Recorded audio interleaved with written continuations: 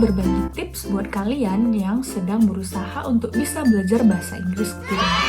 Walaupun kita harus stay di rumah karena pandemi COVID-19 ini, kita harus tetap belajar. Karena belajar itu tidak mengenal tempat dan waktu. Tips yang pertama adalah we can learn English by book, articles, comics, or novels. Aku biasanya itu selalu baca buku well-being, personal development, atau juga buku science. Untuk artikel, aku sering baca artikel BBC.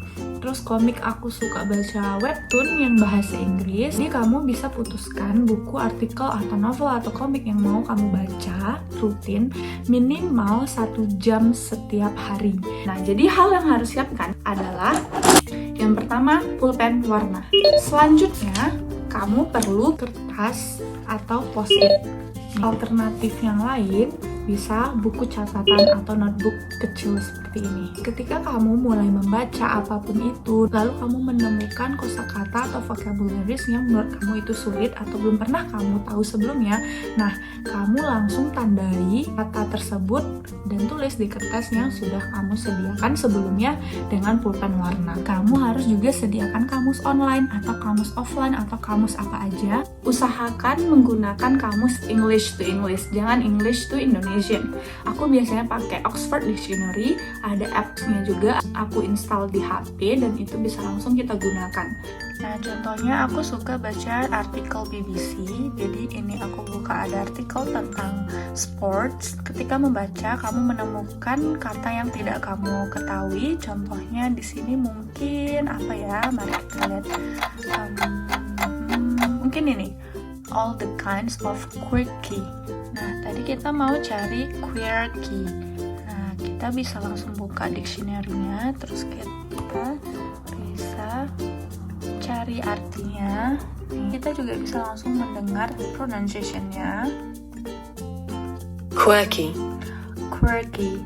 Nah, ini cara membacanya, quirky, dan itu adjective. Nah, kita langsung tulis yang ada di sini.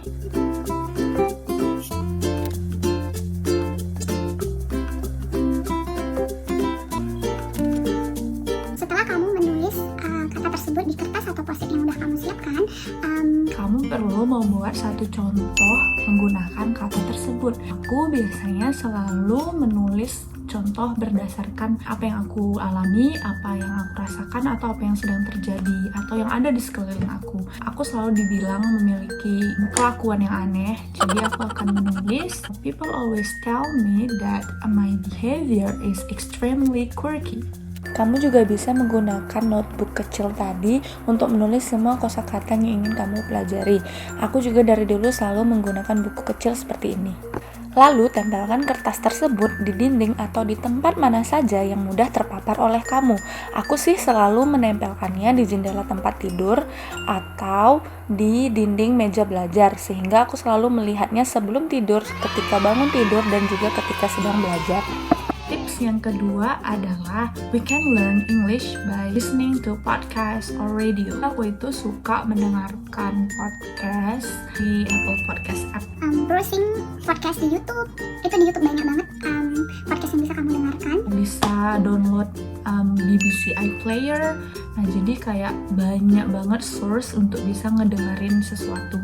Kalian yang nggak suka cuma mendengarkan, kalian bisa nonton TEDx. Nah, TEDx itu juga bagus. Nah, cuma TEDx kan kita bisa aktifin subtitlenya. Tapi kalau podcast biasanya itu nggak ada subtitlenya. Kayak di Apple Podcast, aku selalu mendengarkan tanpa subtitle. Nah, jadi itu bisa melatih listening skill kita juga. Ketika kamu mendengarkan podcast, kamu jangan hanya mendengarkan saja. Kamu bisa step by step sih. Kayak podcast itu biasanya 30 menitan ke atas. Jadi setiap mungkin 5 menit atau 10 menit kamu berhentikan, lalu tulis apa yang sudah kamu dengar dengan bahasa kamu sendiri.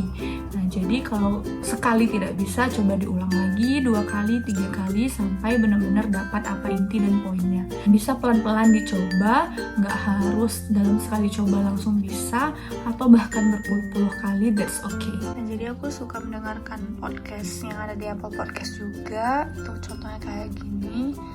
Actually feel when they heard good news? They reported only being a 5 out of 7. Dan also tested what happened to professors who got Nah, bad ketika news. kamu mendengarkan The ones who found out, podcast they yang ada didn't di get tenure. sini, kamu They assumed they'd be a sediakan buku. Nah, ini 3.4 out of 7 on episode that happiness yang scale. udah aku But in reality, tulis. actual professors who got Jadi denied kayak tenure apa sih were only a 4.7 intinya on kalian average. tulis di They felt a buku whole yang point udah better kalian than anyone expected. siapkan. Nah, jadi kayak ini episode yang aku dengar podcastnya, terus aku tulis apa poin-poin yang ada di podcast tersebut. Nah, kenapa ketika kamu mendengarkan sesuatu, setelah mendengarkan kamu coba tulis ulang lagi dengan bahasa kamu sendiri, itu bisa melatih juga kemampuan writing kita. Aku sih selalu menggunakan strategi ini, and I think it works. Nah, terus kalau untuk mau ningkatin skill speaking, aku biasanya selalu telepon temen yang juga bisa bahasa Inggris atau yang lagi belajar bahasa Inggris juga. Terus kayak kita ngobrol dalam bahasa Inggris, kemudian kita ceritain hari ini ngapain aja. Terus misalkan aku mendengarkan podcast hari ini, aku ceritain ke dia podcastnya itu tentang apa. Kalau nggak punya teman untuk diajak telepon atau ngobrol tentang bahasa Inggris, kamu bisa ngobrol sendiri di cermin gitu. Masa kayak ngomong sendiri sama diri kamu sendiri.